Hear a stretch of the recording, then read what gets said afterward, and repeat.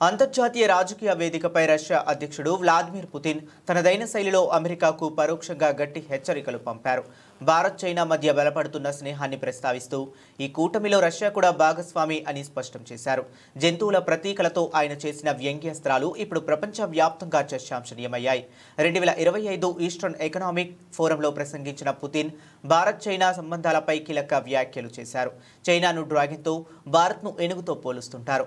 ఈ రెండూ కలిసి చేసే డ్రాగన్ ఏనుగు డాన్స్ ప్రపంచానికి మంచిదని చైనా అధ్యక్షుడు జిన్పింగ్ అన్నారు.